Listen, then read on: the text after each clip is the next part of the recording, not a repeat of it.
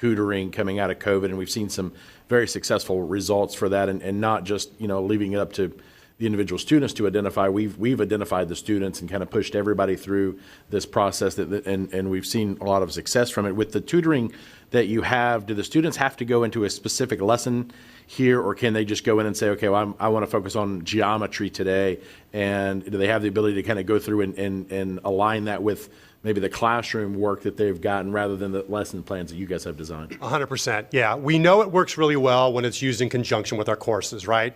That's where the math is great, because we vetted those problems. We know what the right and wrong answers are. So when they use it with our problems, it's really, really good. But they can use it open-ended too, right? You'll notice navigation here on the left-hand side. Tutor me in math and science, tutor me in humanities. They can literally come in and type in any question, problem they want. They can get quizzed on any topic they want, right? And so it's both those vehicles they can do it, either independently on their own or through the content with the teacher on our site. Thank you. Thank you. Senator Galey, you are recognized.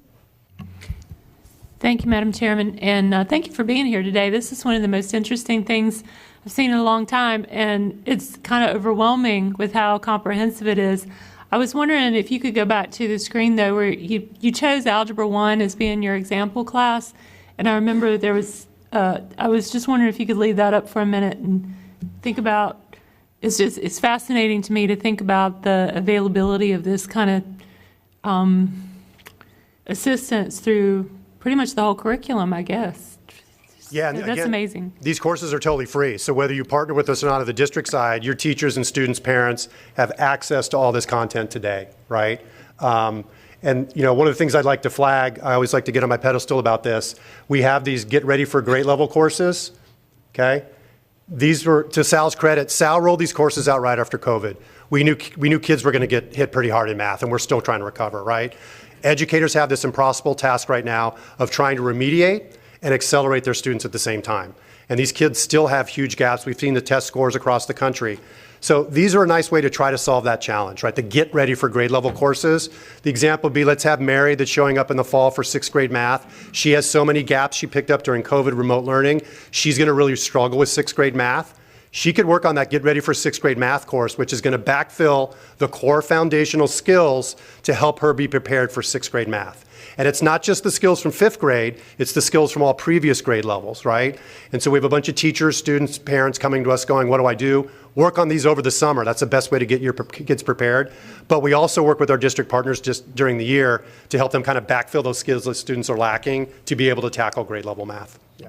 A follow-up, please? You're recognized. And so if these are free, what about Conmigo? Is there a cost for that? There is a cost. So our district partnership has costs, largely because there's costs associated with this. There's enterprise rostering fees, there's professional learning, which costs money, and then the big thing for Conmigo is computing costs. So the costs sort of high level are anywhere from about $25 to $35 for a license for the year, and it sort of scales based on the size of the partnership.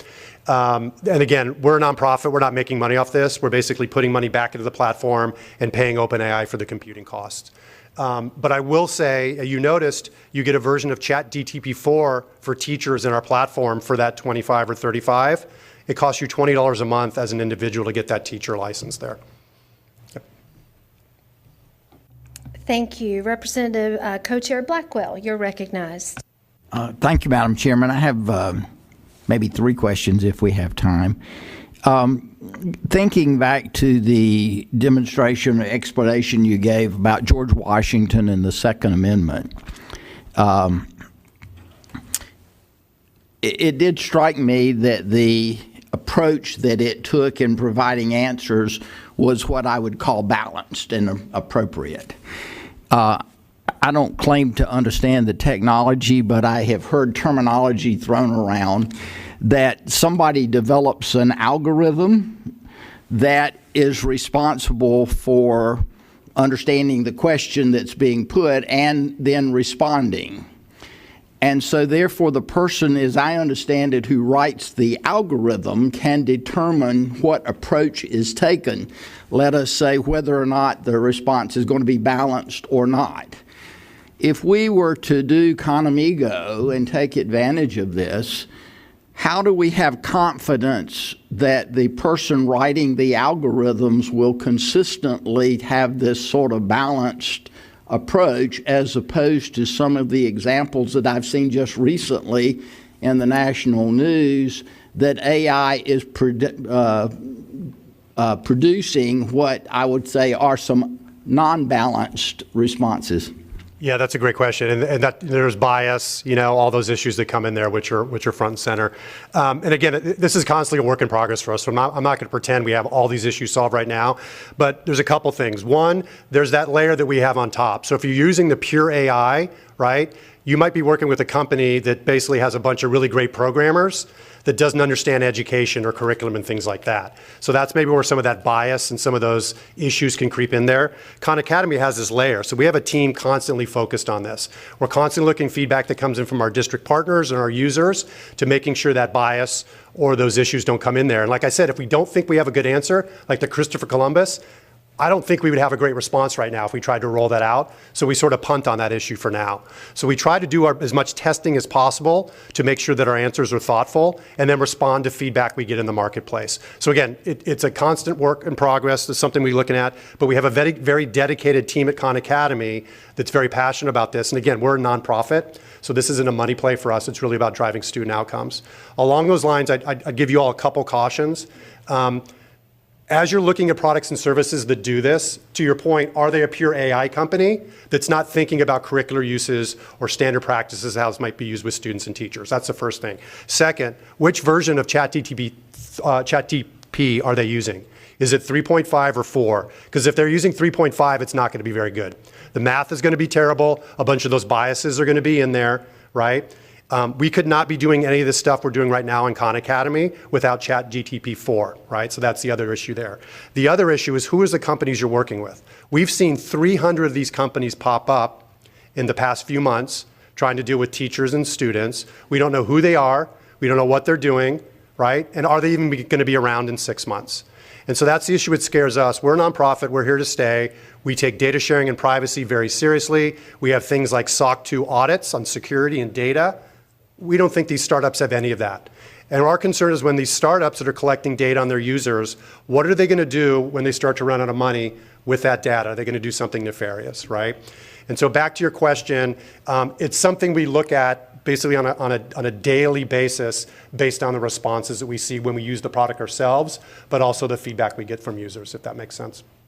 So my takeaway from what you've just said is that there's much to be gained from this Khan Academy approach, but that we will need to be eternally vigilant as to who's actually writing the algorithms and that their attitude continues to parallel what you've described here as desirable, and that we don't sort of get off the track.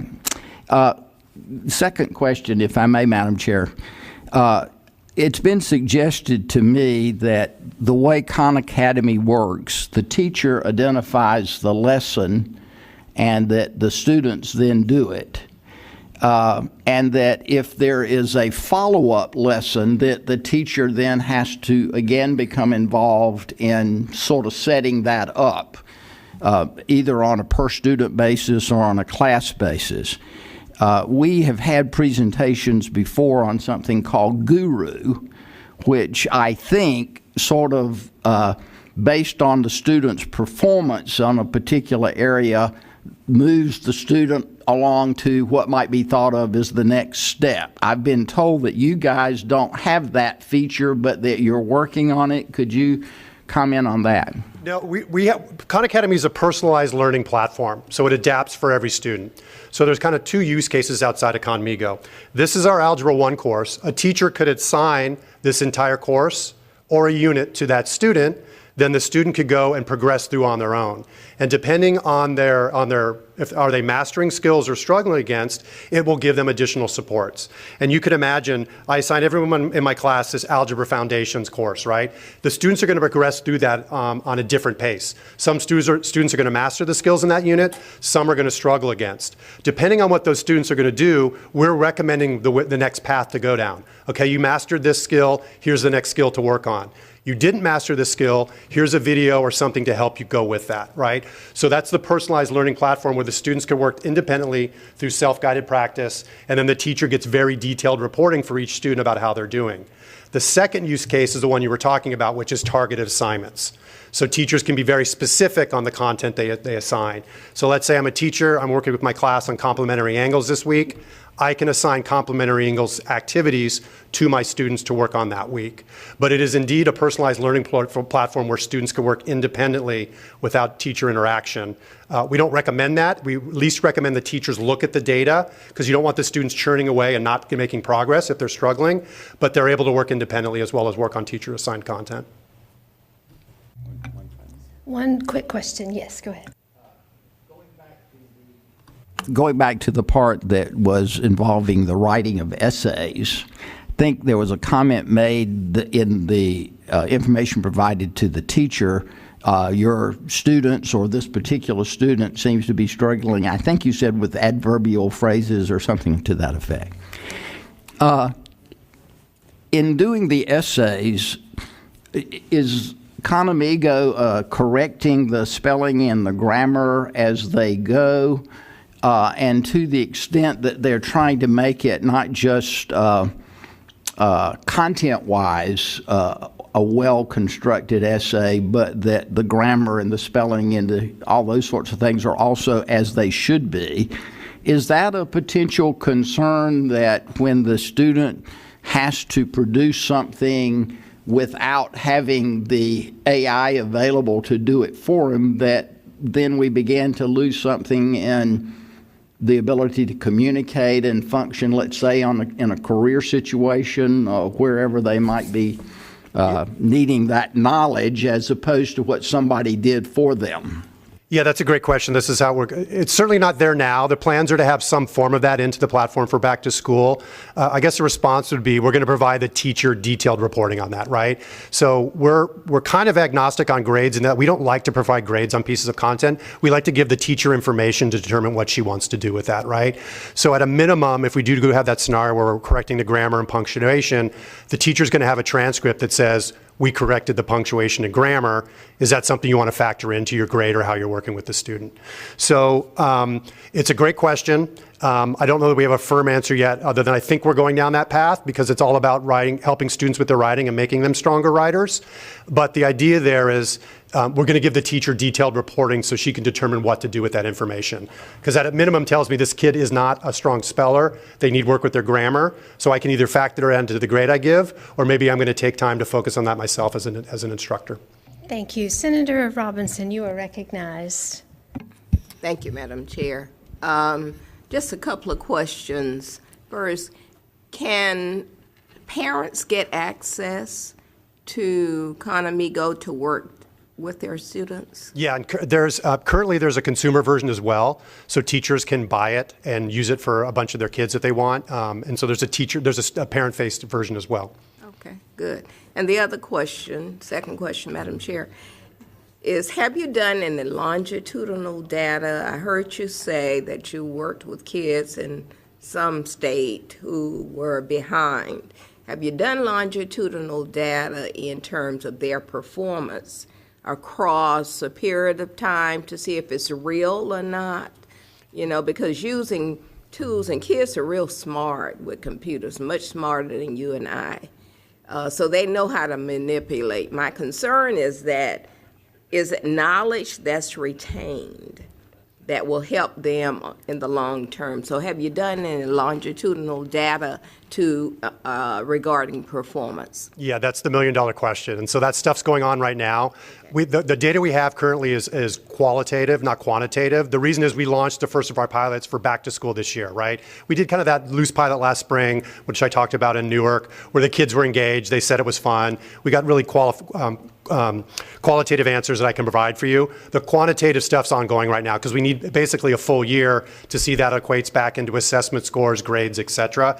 So I'm not dodging the question other than saying we're still in the middle of our first wave of partnerships. So we're pulling that together now. The initial internal data we're seeing on Khan Academy looks very positive, right? So we're seeing stronger than normal skill level growth on Khan Academy courses for students that are heavy users of Khanmigo, right? So that's at least one indicator that students are having better growth on Khan Academy content, advancing on more skills, the more time they spend using Khanmigo to support them with those skills. Thank you. Representative Clemens, you're recognized. Thank you, Madam Chair. My question, I had two. Representative Willis asked the first one, which was if you were using a different curriculum, whether you're able to access this for tutoring, because I think that's probably the reality for a lot of kids. And my second was Senator Galey's question about costs. So can you clarify the $25 to $35 license? Is that's like a per student license or? For the year, that's a per student license for the year, right? Okay. And then if you want it for teachers, it's similar. We have a new pricing model that if you buy it for your students, your teachers get it for free. So let's say I want it for 9th through 12th grade students in my district, then your teachers would get that same Khanmigo for free. So there's some cost efficiencies there. And your initial question, sorry, I'm blanking. It's answered already. Okay. Quick follow-up. You're recognized. Thank you, Madam Chair. And so the tracking of student data and getting that feedback, that requires the license as well as the Khanmigo. Yeah, and so with the Khanmigo, you're getting all the rostering, data analytics, professional learning, detailed district dashboard, both on progress and Khan courses, but how Khanmigo is being used. So it's really district-facing tools you're getting for that. But there's PL included in all that pricing. Yeah. Okay, thank you. Thank you. Senator Lee, Co-Chair Lee, you are recognized. Some of my questions have been answered, the professional development that's included. What I really want to do, I don't know if we have time, is to go through the lesson planning tool in something different than math, like biology or something else, and show what it can do. I'd be interested in that. And while you're pulling that up, you can probably confirm something. Is Khan Academy and Khanmigo aligned to the standard course of study in North Carolina? I'm answering your second question. In math, it is. So we align the courses in math. That's what we did last year. Math is our most used subject. Most of the districts here in North Carolina that have been leveraging the free version, they're using us for math already. So we developed those North Carolina courses this year. So the timing's good on this. The other subjects, it's like AP courses. There doesn't necessarily need to be like AP aligned, digital SAT. That's good for everybody. But some of our and the science stuff is NGSS, so I'm blanking on this, but I don't know if North Carolina has NGS standards for science. But we try to align generally to national standards outside of math, and then for math, we align on a state-by-state basis. Thank you. And if you wouldn't mind just pulling up whatever topic or subject you want. So I'll do our high school biology. We can open up growth and feedback in organisms. Okay, here's a particular skill or standard.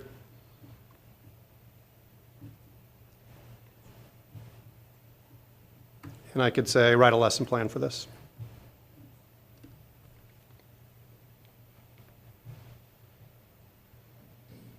And so now in seconds, it's going to spit out a pretty detailed lesson plan based on this skill or standard. Follow up. As that's populating, can you use a third-party site to populate the lesson plan, or is it just what is within Khanmigo? This is a work in progress, and so I think by back to school, at least this is what Sal's vision, by back to school, we'll have this concept of a Khanmigo co-pilot, right, which will follow the student or teacher as they sort of move about the web. And this goes a little bit more to some of those other curriculum products you might be using. Can the students use with that? So the best example I'd give you is, let's say a student gets assigned they have to do a research paper on World War II. Certainly, Khan Academy has content on World War II that they can leverage and learn. But a true research paper means the student should go out maybe on the web and find primary sources, maybe go to a source like Encyclopedia Britannica, maybe look up some newspaper articles on various publications, right? So the idea with the Khanmigo Copilot is to be a browser plugin and follow that student as they go. So if I do go to a newspaper article, I might ask Khanmigo to summarize this article on World War II for me so I can pull out the highlights as part of my research report, right? Or I'm looking at a primary source on the web, summarize the main points of this primary source for me, and I'm going to incorporate that back into my research. Just one last quick follow-up, if you don't mind. Can the teacher pull information for their lesson plan from a third-party site? Yeah, so I could go to Wikipedia, for example, as an example, and say, I'm looking at the Wikipedia page for photosynthesis, and pull out a lesson plan relevant to the content there on the Wikipedia site. And our final question today, Senator Barnes, you are recognized. Thank you so much. Have y'all done any surveys or feedback from teachers, and if so, what are they saying about it? Yeah, I mean, the biggest feedback we're getting is it's saving them time, right? Which is, in our minds, perfect, right? Because we know, like I said, these teachers are overburdened. So both from the administrators and the teachers, there's hours a week we're giving back to them on the lesson planning. Just to be super transparent, the most common complaint we get is issues on the math, right? Particularly if they're using the open-ended version versus our content. So we take that feedback very seriously. This is the constant feedback loop we get, which is if a teacher spots an error, thinks they're an error, our team goes back and works on it. But generally, they really like that it supports students when they're in a busy classroom. You can imagine if I'm trying to work individually or with small groups and I have 20 to 29 other kids working on pieces of content that are struggling, as a traditional model, I'm unable to help them. Now with Conmigo, they can use Conmigo to help them as they get stuck. So it's almost another person in the classroom for them as they're doing their teaching. The initial concerns for most of these teachers were we were trying to replace them. And so I think once they start to use the platform, see how it makes their lives simpler, they're over that hurdle and they're really enjoying it. Thank you, and thank you, Mr. Hovey, so much for this very fascinating presentation today. I know we have lots more questions and look forward to the examples. So thank you for what you're doing and for aligning math with the standard courses study. That is absolutely tremendous. Just to say one thing, if you want a free version of this, you need to go to the Khan Academy site and set up a free Khan Academy teacher account, because we turn Conmigo on top of that, right? So just go to khanacademy.org, set up a free teacher account, and then we'll work with you to get the list of names and so everyone can play around with it. But thanks for having me today. That's great. Thank you so much. Safe travels home. Next up on our agenda, teacher compensation. Mary Schuler, fiscal analyst, if you'll come to the front, and we'll get this presentation going. And members, if you have questions during, just put your hand up and I'll make sure I get you down, okay? Ms. Schuler, you are welcome to Education Oversight, and you are recognized for your presentation. Thank you, Madam Chair. Madam Chair, members of the committee, today, as was stated, I'm going to be going through state-funded bonuses and supplements. So just a quick roadmap of where we're headed. I'll provide an overview of teacher bonus and supplement programs that are currently in place, provide you a little bit of history and some details about each program. I'll do a deeper dive of the Teacher Supplement Assistance Allotment Program, including the implementation of that program and some future considerations. And then at the end, any questions. So to start, let's review how teacher salaries are determined. I'm sure many of you are familiar with the salary schedule that's on the left-hand side of the screen.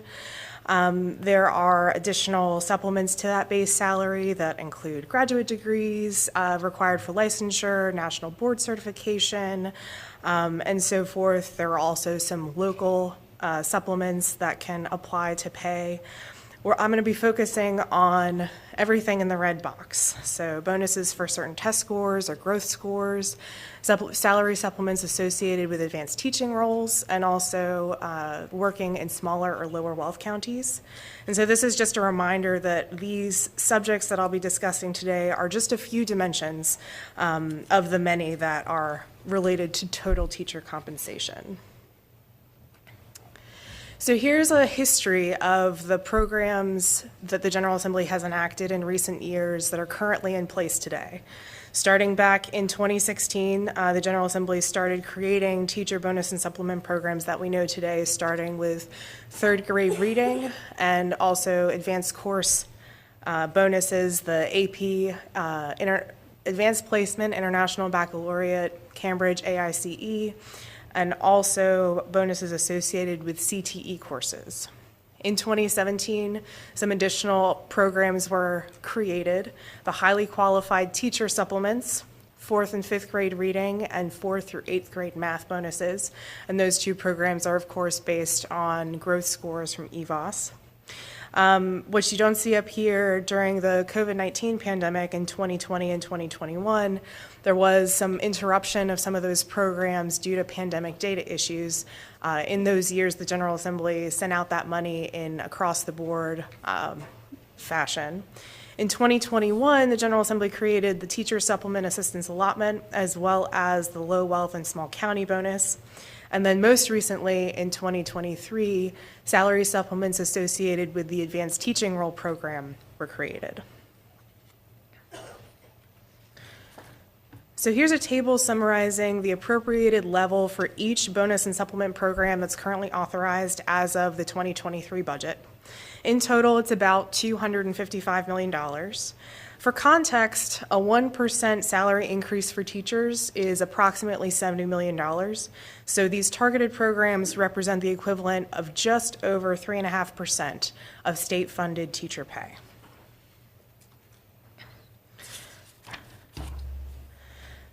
This is a look at teacher turnover compared with average teacher salary. The years that I've boxed in red there are the years since the General Assembly started creating the bonus and supplement programs. And you can see that attrition during this time period overall, and this is teachers either leaving the state or leaving the teaching profession, has remained roughly constant. So what's not represented here would be teachers moving between LEAs or between schools.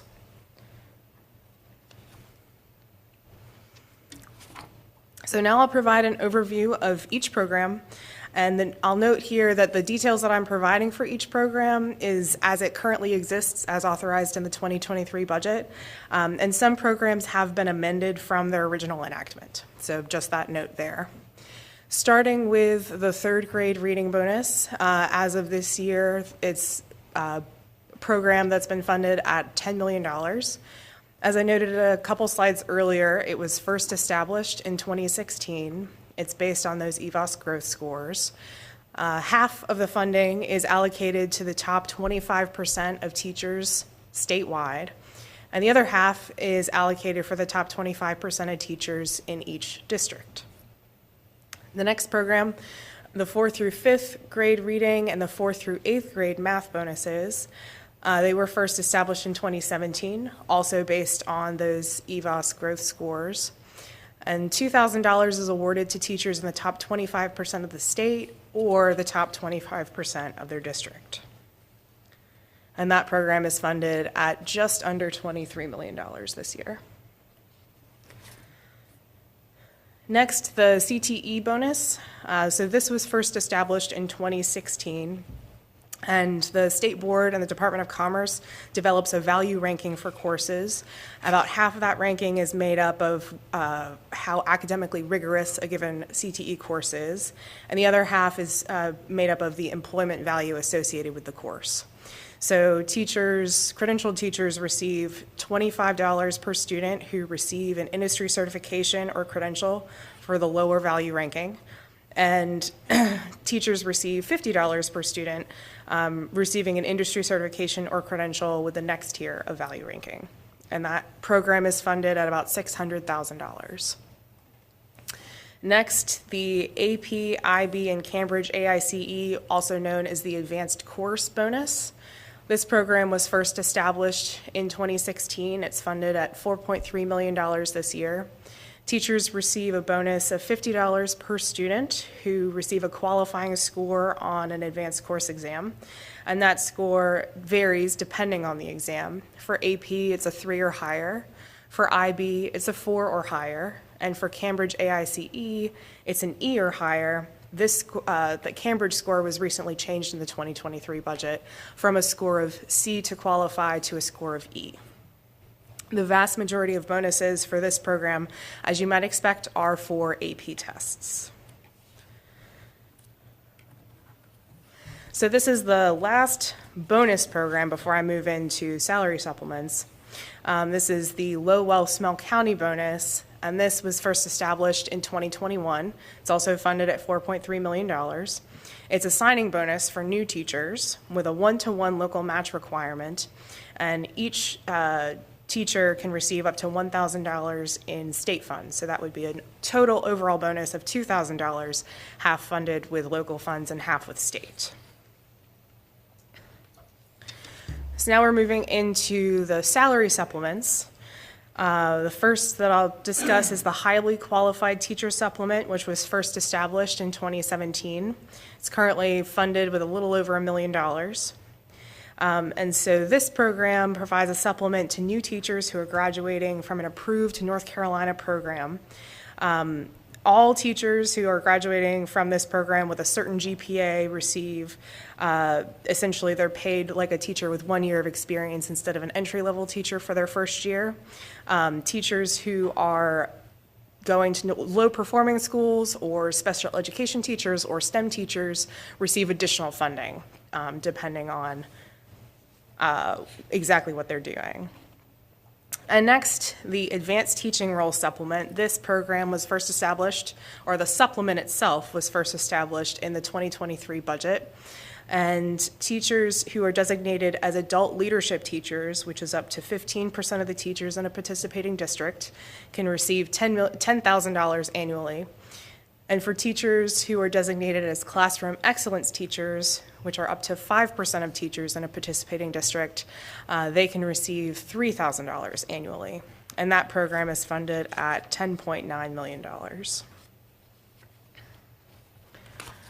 Next, the Teacher Supplement Assistance Allotment. This is the program that we're going to spend a little bit more time on today. This program was first established in 2021. It's a program that's publicly stated that the purpose is to assist smaller counties who may have a lesser ability to supplement teacher pay. So you'll notice that this program has a slightly different mandate or purpose from other programs. It's not just teacher retention as a whole in North Carolina. It's presumably teacher retention within an LEA who's qualifying for these funds. The county's tax base threshold determines eligibility, and the allotment or the allocation per district is determined by a weighted formula that's weighted by the tax base, household income, and tax rate. So this weighting favors smaller counties, which supports its purpose that was publicly stated, as I mentioned. So this program does have a non-supplant requirement, which essentially means that the local funding or local effort for supplementing teacher pay is not supposed to decrease or be replaced by the state funds allocated from this program. There's also a maximum supplement amount that's essentially the district's allocation divided by the number of state-funded teachers. Districts, however, have a lot of flexibility. They can determine who receives supplements from this funding, the amount of that supplement, so long as it's below that cap in the previous bullet, when the supplement is paid, if it's paid once, twice, on a monthly installment, and so forth. And since the funds are not limited to state-funded teachers, that the districts really have room to target groups that are difficult to recruit or retain.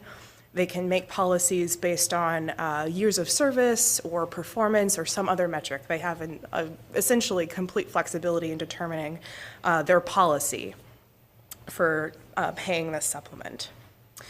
So since its creation in 2021, the tax base threshold has been adjusted, and some changes were made to the non-supplant requirement, specifically spelling out the calculation, making one-time allowances that I'll explain in a moment. Otherwise, the structure of this program has not changed since 2021. So now we're going to look at how it has been implemented. And so the data that I have for you today is from the 21-22 fiscal year.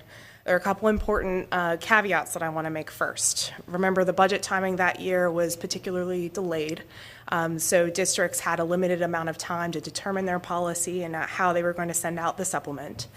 The report, districts reported 90% of the eligible districts, so that's 110 out of 115 districts, distributed their allotment equally across the board. So every teacher received the same dollar amount, and in kind of evaluating the data, I kind of looked for a couple of things, because the districts were required to report a range of the supplement amount that they provided.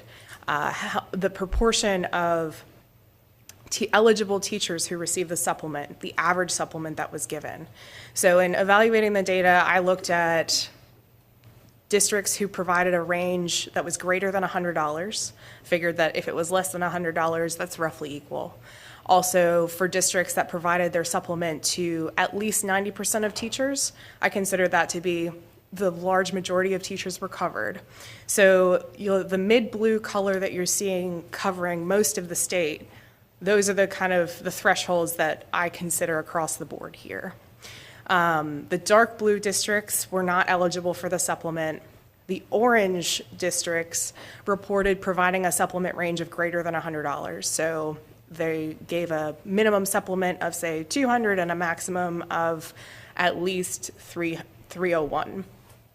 The yellow district, which is Bertie County, did both, providing that supplement range of more than $100, but also giving their supplement to less than 90% of eligible teachers. The gray counties, you'll see 3 of them up there, provided their supplement to less than 90% of eligible teachers. And so you can see here that for the most part, there was not a whole lot of targeting done. I reached out to counties to determine if there were particular strategic policies that were put in place for these 12 districts who did something a little different. And anecdotally, districts that reported a range paid different amounts by years of service. It seems that years of service, some especially targeted teachers with 15 or more years of experience. That kind of led to that range. For the districts reporting awards to less than 90% of eligible teachers, they, for the most part, had employment requirements, as in a teacher needed to be employed as of either January 1st or May 1st or something like that to be eligible for the supplement. Some of those districts who reported a range had a prorating policy, so if the teacher came in mid-year, they just received a prorated amount of the supplement, but really the amount was intended to be flat. Some districts also used payment timing, meaning that their supplements were paid in May, or supplements were paid twice in the year, half in December or January, half in May, to kind of incentivize teachers to stick around. Otherwise, I didn't see evidence of any districts who targeted along a different metric. So by subject area or a particular group that was particularly hard to recruit or retain, there's no evidence of that happening in this year's implementation of the supplement. So I think in the last slide I mentioned that there was a little bit more detail about supplanting that I was going to provide. And I mentioned that the language has been changed to provide a one-time allowance to supplanting. So in this year, 25% of the eligible districts were found to have supplanted prior to the language change. And that means that they used teacher supplement assistance allotment funds in place of, in this case, low wealth or federal COVID money. So there's kind of an additional wrinkle here in that teachers didn't necessarily receive the full impact of that $100 million because the 21-22 amount, program amount was $100 million, not the $200 that it is today. So that would really muddy any retention effect. And I mentioned previously that kind of the intent for this program that's been publicly stated was retaining teachers within an LEA. And so I'm sure you're wondering, is it working? Meaning, are teachers seeing these state dollars and staying within their LEAs? Unfortunately, at this time, there isn't a whole lot of data available. The data available right now is the 21-22 year. In the next month or so, I expect to see the 22-23 data and report come out, and hopefully that will have a little bit more information. Additionally, the attrition data that we have is from the 21-22 year, and it's specifically measuring March over March. And like I said, due to budget timing, I expect that a lot of districts may not have had the opportunity to pay their supplements by that time. So like I said, there really isn't information yet to support one way or the other of whether this program is helping to retain teachers within an individual district. Excuse me. So moving on to teacher supplement considerations.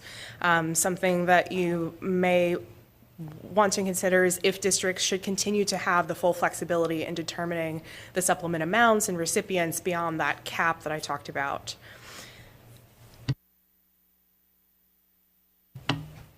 So on the state agency side, there's a program that you may be familiar with, the Labor Market Adjustment Reserve, that limits the award amounts to 25% of employees. And a requirement like that, though certainly you may not want to consider something that low, would encourage districts to be strategic. However, a limit like that would likely create winners or losers, either without notable additional funding, although given the flexibility that districts have, if this program were to be limited to, call it 75% of teachers, districts may continue using the same amount of local funds, but changing those 25% of teachers who are not eligible for state funds could just receive the same amount only in local funds. So kind of being aware of those options and thinking about whether to implement additional direction or limitations, just want to put that out there. The second kind of consideration is, should districts be required to communicate what portion of a supplement is state funded? Anecdotally, conversations about a local supplement often include the state dollars, and even in survey data, we generally see that there are some districts who are clearly reporting their total local supplement that includes the state dollar portion without separating it out, and that may be something that y'all want to consider. Of course, with any compensation discussion and conversation, an important question is whether employees will accept the modifications. So just kind of putting that as the final question here. And with that, Madam Chair, that concludes my presentation. I'm happy to take any questions at your direction. Thank you, Ms. Schuler, so very much. Members, are there questions from the committee?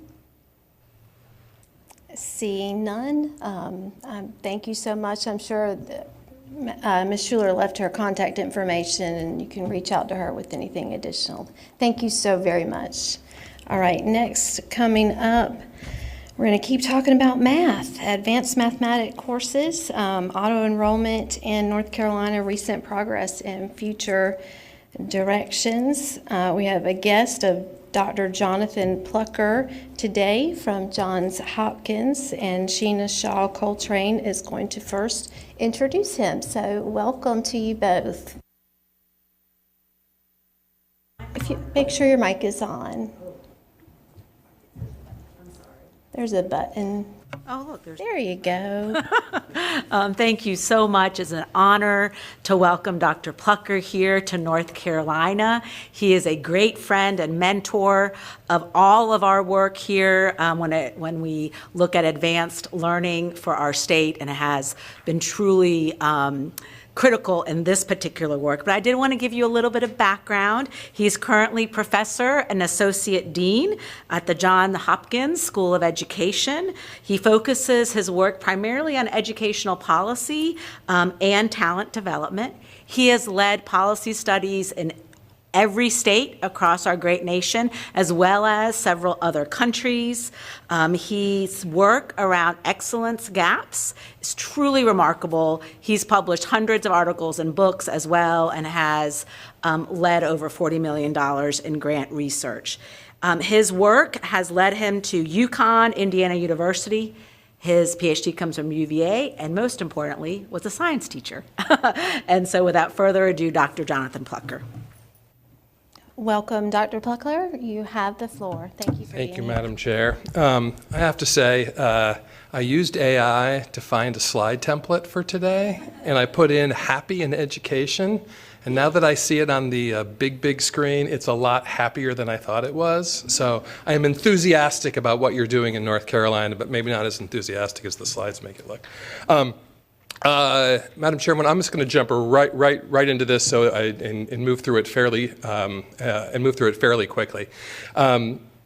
So one of the things that my team does is we really keep a close watch on what states are doing around the country in terms of really innovative education reforms, and we're always hunting to find those states that are doing those things, but then also have data to show whether it's working or not. And so you are not the only state doing automatic enrollment. You're one of 6. But when we started to poke around on this about 2 to 3 years ago, and to this day, you're still the only state that has data showing whether it's actually working or not. So the fact that you just collect good data on your education system, on these laws that you're passing, is a very big compliment, I think. So why automatic enrollment?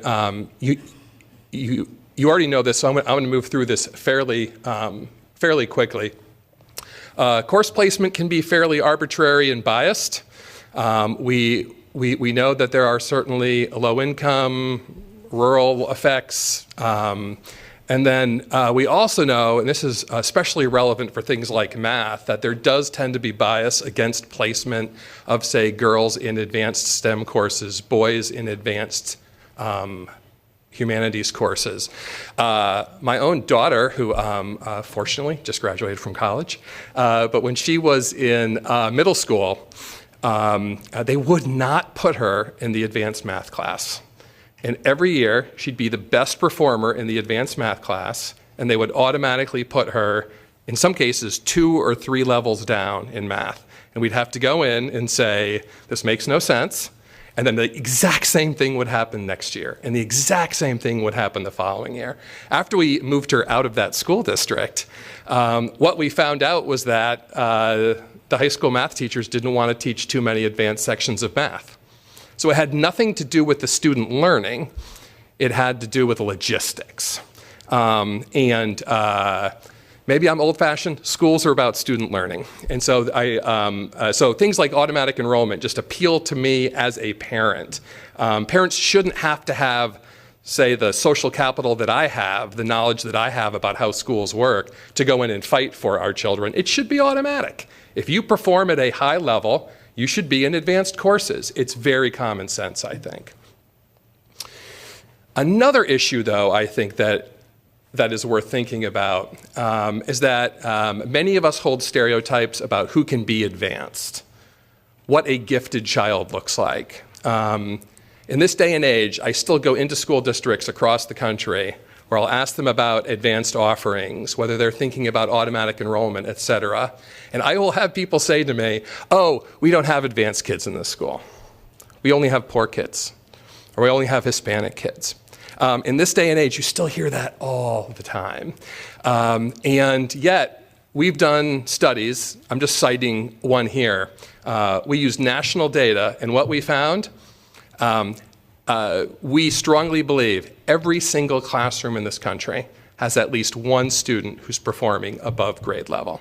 And in fact, whenever schools say to me, we don't have these students, we almost always say, okay, we're going to come back in a week. Just look at your own data that you already have, and come back and I'm going to ask you that question again. And every single time we come back and they were like, who knew we have these advanced students? So like sometimes these students are literally hiding in plain sight. Automatic enrollment takes that off the table for lots of these kids. They don't have to worry about fighting through those stereotypes. And really what it comes down to is the supply of advanced education, the need for advanced education far outstrips the actual supply. I think a major problem in this country is that we have this artificial scarcity of advanced options for students. A large percentage of our students are ready for advanced education. They just don't have access to it. And whenever we get them in there, studies tell us they thrive. Why aren't we creating more pathways to get them into it? Automatic enrollment does that. So, is it working in North Carolina? I would argue in terms of participation, it absolutely is working. So this is just students who on end of course assessments in grade 7 were not placed in Math 1, which would be the advanced math course, in grade 8. And it has gone down significantly since before you passed this law. It's down to 2%. I would argue the goal is 0%, but you're definitely making steady progress. There is no question that this policy has impacted student participation in advanced coursework. This is by different student subgroups. The dark blue column to the left is the previous school year. The light blue on the right is your current school year. This is all DPI data, I should note. Progress in every single group. I think this is really interesting. This is progress from one year to the next by grade. And you'll notice in many grades, you're getting pretty close to 100%. That's not the case for 6th and 12th grade. When we've talked to people in your schools, they think the 12th grade is that students essentially just run out of advanced options. And so it may be students are taking dual enrollment courses, more advanced courses, college courses. We don't have those data yet. Sixth grade is a bigger question. And quite frankly, we don't know, and we've not been able to hear very good theories as to why that's happening. But again, progress across the board, which I think is really important. I thought I'd show a map. The darkest blue is 100%. There's a lot of dark blue there. This is really, really impressive. Gray isn't necessarily a low number. It's a small sample size problem for the most part. So not evenly successful across the entire state, but getting there, which is good. So you don't have outcome data yet. The only outcome data that we could find was looking at last spring's EOG, EOC math assessment results.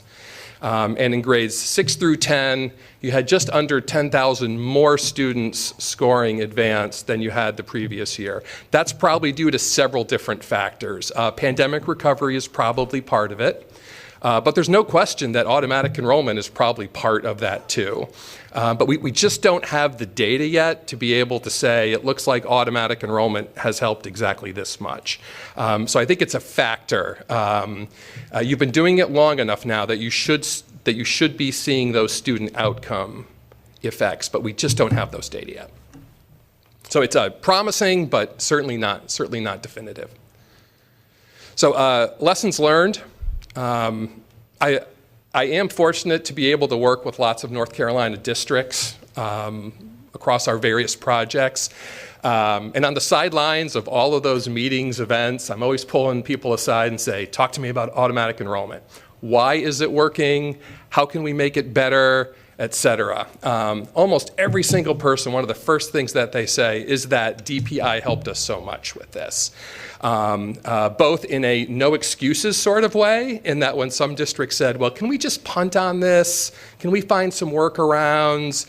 The DPI message was, no, this is actually serious. We need to do this, and you can do it. And then they provided support to help to actually help do that. I think a great example, I won't embarrass the other state, but there's another state that we thought was further along. We've contacted them several times, and every time I do, they don't exactly say it, but they basically say, auto-enrollment, what are you talking about? And I was like, well, you've had the law for 4 years. What do you mean? Do you have any data? And they'll be like, I don't even know what the law says. Just not a lot of support. Shockingly enough, school districts are not implementing it. Most of the other states use it in every single content area. But because they're not really implementing it comprehensively and they're not collecting data on it, we have no idea if that's actually happening or not. Here we know. Texas is just starting this year, just in math, I believe. And so we don't have data from them yet, but we are watching them very, very carefully. This doesn't work if you don't have teachers who can teach advanced math well. I know that's obvious, but it's definitely a limiting factor in that you have some county districts that have not offered much, if hardly any, advanced math ever. They have to do that now because they're finding out that they do, in fact, have these students. And in some cases, they have lots of them that they didn't realize.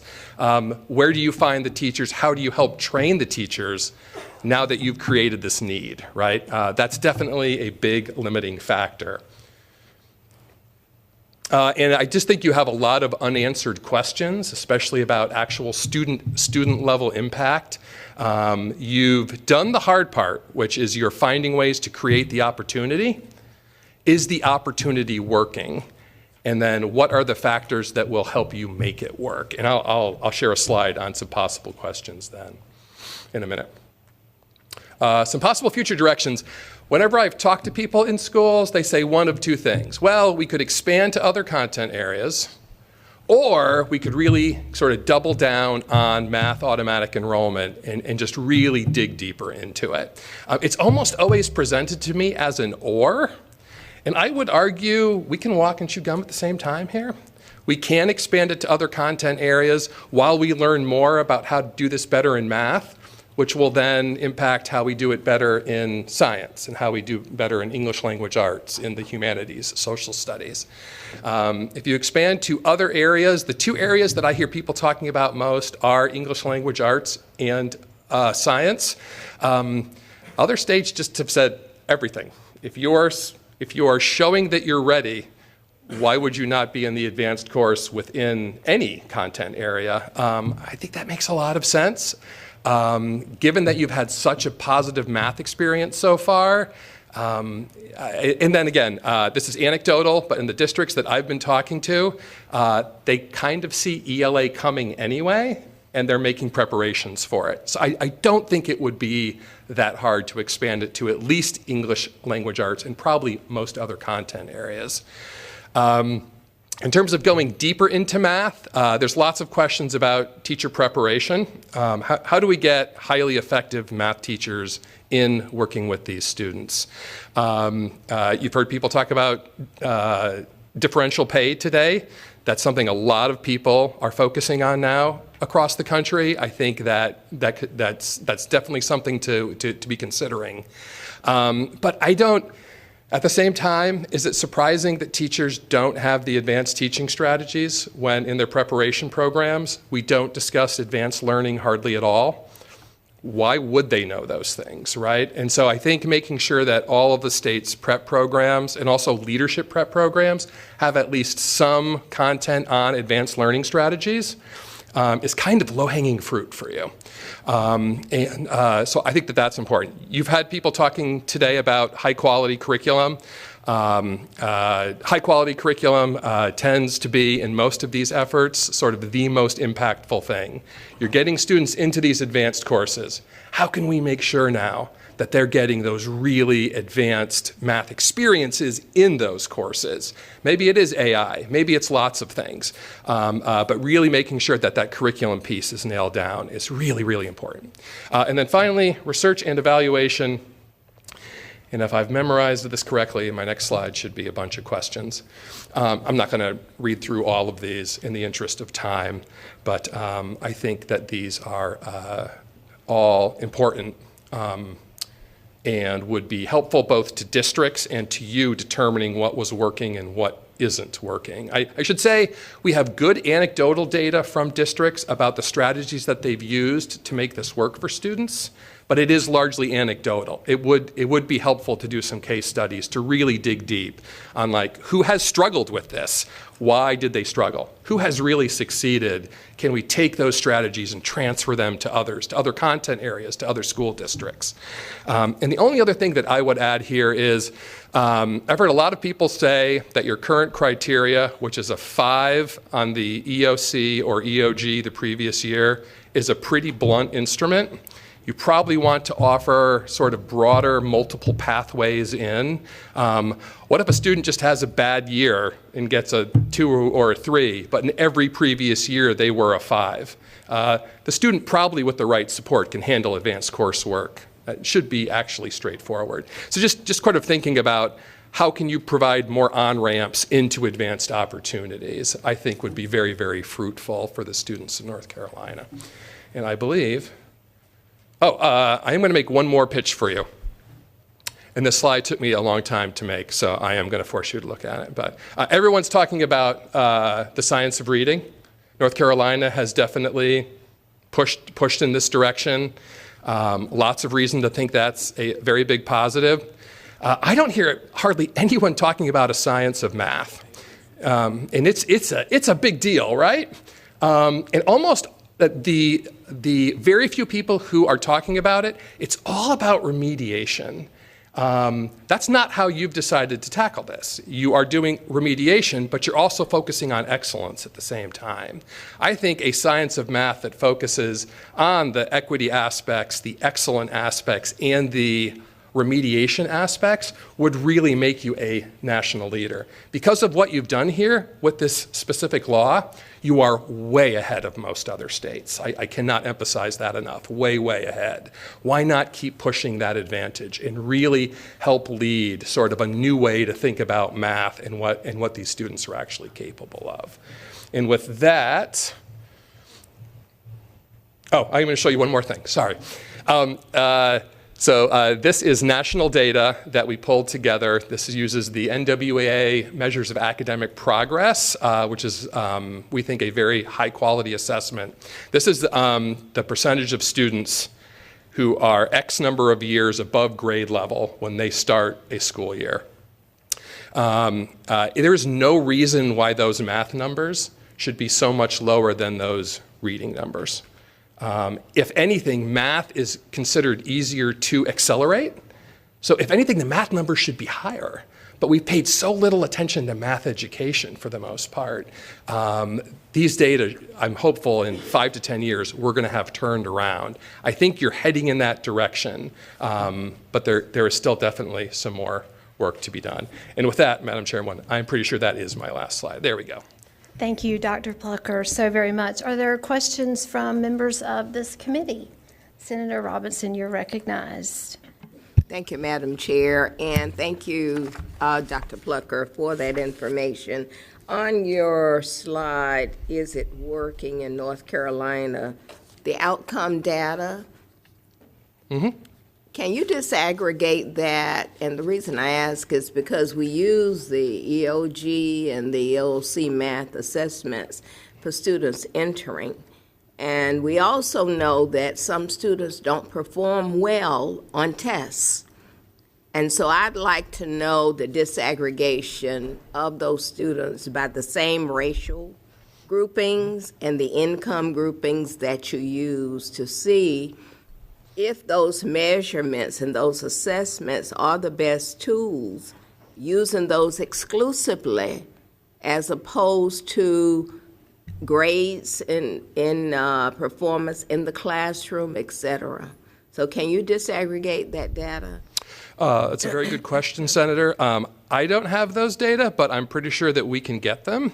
I think your broader point is very important, though, is if you're using sort of a single data point, right. It becomes a gatekeeper data point. And gatekeepers always make us nervous because their role is to exclude often. That's not exactly how you're using it, but again, if one student has a bad day, they could be excluded from advanced learning opportunities. We think it needs to be much more inclusive, and that's why we think having multiple indicators is probably the best way to do it. I mean, there is nothing in your law that says that districts can't be more inclusive, right? So just encouraging districts to do that is probably very important. Yeah, follow up, Madam Chair. You're recognized. And the reason I ask is the very issue you point out is that we've had to advocate for students in districts being included because we know their performance level is higher. I had to do that. This is 30 years ago, of course, for my own, well, maybe it's 40 years ago. I can't remember. Some of my own kids, because I knew they were excellent in achievement, but did not qualify based on some of these indicators here. And I think we need to look at that data in terms of, and then other kinds of metrics for getting those kids into AP courses. Thank you. Yes, ma'am. I think it, I'm for this very reason, I also think that if students self-nominate for advanced courses, they should be taken seriously, and they should be given that chance. We would do that with sports. If a student came to a coach and said, I've never really played this before, but give me a chance, the coach is generally going to say, yeah, okay, let's see what happens, right? Why don't we do that with academics? Thank you. Representative Elmore, you are recognized. Thank you. In her similar line of questioning, back when this was being worked on with Representative Haynes, we wanted a clear metric that would determine the kid being placed in the higher course, because there was so much. I mean, the flexibility was insane, and a lot of times it was, well, this children behaves well, so we're going to put them in the advanced level course because their behavior's good. I mean, that's some of the practices that were going on. But when you talk about, following up with the senator's questions, are there models of metrics that, other than just the score, that other states are using that are still very clear-cut? 100% soon, I think. Is that 100% of all the students in North Carolina who would benefit from advanced math? Probably not. How do you grow that group is kind of the next level challenge, I think, for your state. Thank you. Representative Clemens, you're recognized. Thank you, Madam Chair. Along that same question, have you looked at the percentage, like you have on slide 5, of our students who scored a level 4 or even were the top half on the scale score of the level 4s, and how many of those are not being placed in advanced math in our state? That's a really good question. We have not had that data, but I will absolutely look into that. Yeah. So I think it's like 5 is very high level, but there are many, many, many, if not most kids at a level 4 that could and should and also be in advanced math. So I would be interested in what that percentage is, because it seems that's the next level, could be part of the next level of getting more kids that qualify and can do the work there. And then my follow-up question. You're recognized. Thank you, Madam Chair. My second question is on the chart, which is 7, where you're talking about 6th and 12th grade as the concerns. Is that 6th grade, like 5th graders placed in 6th grade, or 6th graders placed in 7th grade? 5th graders placed in 6th grade. So just a follow-up comment, if I may, briefly. I was a school principal at a federal turnaround school, and I spent about 2 days at the end of the year calling the middle schools where my 5th graders were going, even if they made a 2 or 3, but I knew that they could do advanced math because I knew what a gatekeeper that was to make sure that those principals put those kids in advanced math in 6th grade. So there's a tremendous, I don't think there is a more impactful transition in the K-12 system than the 5th to 6th grade transition.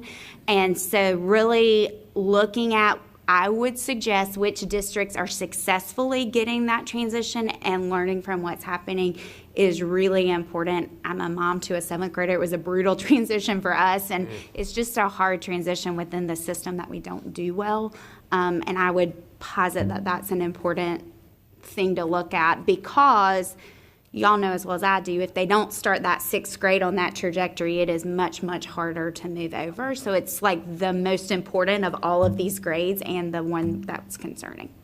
It's definitely a very difficult transition. The first time we moved our family, we did it when our daughter was going into middle school. That worked out great.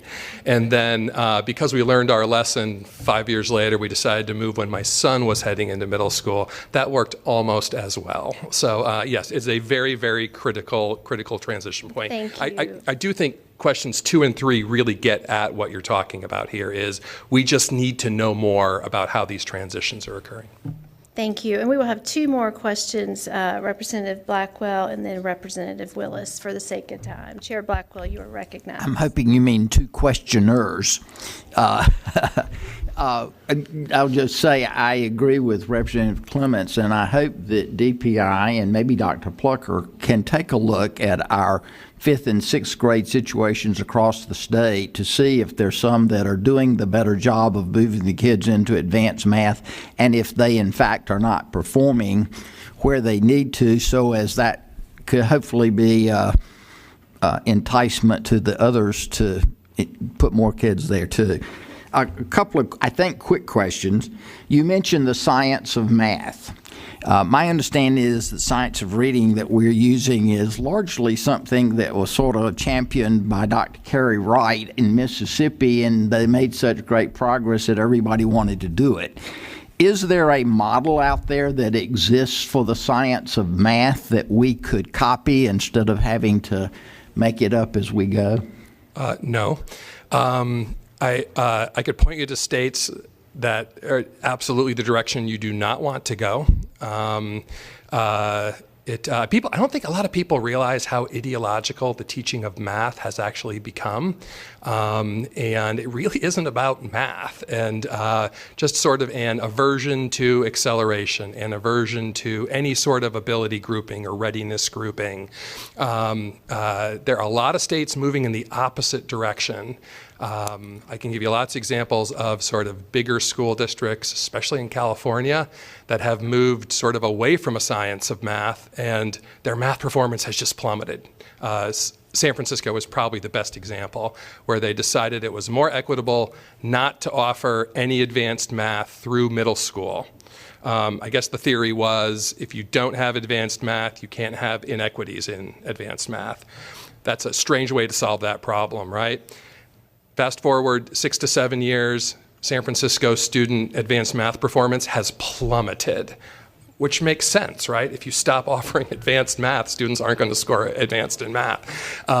So I think you have a real leadership role here, in part because your automatic enrollment policy is the most far-reaching in math in the entire country right now. You commented on the need for more preparation in our teacher preparation programs for teachers to be able to teach the advanced subject matter. Do you happen to know if any of the, well, I don't know, 16 or so, however many teacher prep programs we've got in North Carolina, does anybody in North Carolina offer that? And there again, are there models for how that should be done? Is that a course that they offer and say you take a course in teaching that? Where can we steal that idea? There are several places where we could help you find models for that. In terms of a state, I did look at your state Title II report to the federal U.S. Department of Education. Each state is supposed to, each year in that report, talk about how each of their teacher prep programs is addressing lots of different student populations, but advanced students is absolutely one of them. There wasn't a lot in there on that, which is actually very, very common when we look across states. They all kind of leave that part out, advanced learning. I think it would be very helpful just to do a survey for that next Title II report that I assume DPI puts together, just sort of looking at what each of those prep programs is currently doing. I personally think advanced learning should be like special education. We should be weaving it into all their preparation courses, because you're going to have special education students no matter what you teach. You're going to have advanced students no matter what you teach. It should be discussed in every single course. I don't know of any models like that, though. So like separate standalone courses is how people generally do it, sir. Thank you. Representative Willis, you had a question? Thank you, Madam Chair. And thank you for the presentation. I think this has been useful, and I think the science of math is something we've been talking about. How do we build something or adapt to something that will allow us to hopefully see some of the success we've seen early on with the LETRS program. But I've seen it in our school district and other school districts across the state where whether you go into so-called advanced level classes or general level classes, you see different curriculum. And I'm not a fan of different curriculum for different students. Maybe the speed at which you attack some of that, but I would like to see consistency amongst all of our schools for all of our students in the material that they're covering. And maybe there's a way to go after that with more in-depth focus and a little bit more time for some students who are maybe struggling with it versus those that are able to adapt more quickly and take it on and move a little bit more quickly. I mean, what's your thoughts and what are you seeing across the country in terms of the differentiation between the curriculum and the content? Because to the point about who's getting selected for these, I mean, I would very much a proponent of self-selection for that. If you as a student, as a family, choose to put your child in there knowing they may struggle, but you're okay with that, then by all means, that should be your choice. And so I think we've got to be more inclusive in offering these opportunities for the kids, even if they think they may struggle. And I think part of that comes back to the differentiation, whether it's tracking or the content, the curriculum that we're using, and it needs to be more consistency. Can you speak to that and kind of what you're seeing across other states or programs that might be working well? Yes, sir. As I mentioned before, I'll say it a bit more definitively this time. When people do studies of the most important factors for school improvement efforts, high quality curriculum almost always is the most important factor. Access is really important too. I think this law is helping you deal with the access piece, but I think you're very right to focus on high quality curriculum. We're finishing something now where we're looking at different forms of high quality curriculum, having a pre-differentiated curriculum that allows teachers to very easily kind of do what the AI would do, which is say, okay, you've got 6 different grade levels of student math readiness in this course. Here's how you can help each of them move forward successfully. I just don't see how you do that with nothing but locally designed curriculum. That is such a heavy lift for districts. And yet we've got good high quality options out there that you could build upon. Why not use those as your base? It frees up so much teacher time. It's really good material. It generally is very good at being sort of indexed to really prep students for, and of course, exams, AP, IB, et cetera.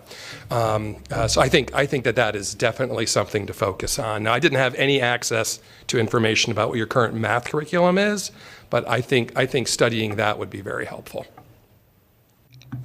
Thank you, committee members, for your good questions. Dr. Plucker, thank you so very much for your presentation. We're going to move on to our final Department of Public Instruction. Dr. Michael Marr is here. They're welcome again. And you have the floor, sir. Thank you, Chair Collin. It's good to be with you again. So I'm here today just to talk briefly, and I know being at the end of the agenda, I will be as brief as possible, but to give some updates on our advanced courses in math legislation, talk about some of the highlights and some of the data that we have over the last couple of years related to student participation, and then certainly we'll be more than happy to answer any questions. So I do want to thank Ms. Shaw Coltrane and Ms. Stephanie Cyrus for working on the report that was submitted back in December that looked at this particular piece of legislation, which is 2019-120, our advanced course legislation. And I want to thank Dr. Plucker for being here today. It's always good to have Dr. Plucker and other good research partners who work with us at the agency on some of the work that gets done. So the report, as I mentioned, submitted in December, was really focused on the advanced courses in math legislation, which, as you know, the real purpose is to broaden participation in advanced math coursework for students who demonstrate readiness. And I do want to just clarify, remember, this is the auto-enrollment policy that Dr. Plucker mentioned. This is you score a 5 on your EOC, EOG. You're going to be auto-enrolled in that next advanced course. That's not the only way in which students are enrolled in those courses. However, there is the opportunity for local control in terms of districts being able to identify students for participation in advanced courses, regardless of whether or not that student scores a 5 on that test. So some of the key highlights during the 22-23 school year. We saw 58,000 students in grades 6 through 12 eligible, and that is, as you saw from the previous presentation, an increase of over 9,000 exam scores from the previous year. Some of that, of course, perhaps related to COVID, but also I think just related to students participating and performing in their math courses. So We have about 94% of our students currently placed in an advanced math course, and 6% are not currently placed. So the important distinction here is students, again, auto-enrolled. Parents have the opportunity to not have their child participate if they choose. So this is the percent of students. And our slides are a little cut off, so I apologize. But so what you'll see here, so some of our key data. We have an increase in both the number of students scoring at the highest level on their math assessment, in addition to the percent of those students placed in the advanced math course. So if you look back in 21-22, we had about 29,000 students participating, and as of last year, we had 58,000. Right? So we've clearly seen huge increases in the number of students participating. Yeah, go ahead, please. And of those, the percentage of those students, again, in 21-22, there was about 91% placed, and we're currently at about 94% of students being placed. Thank you.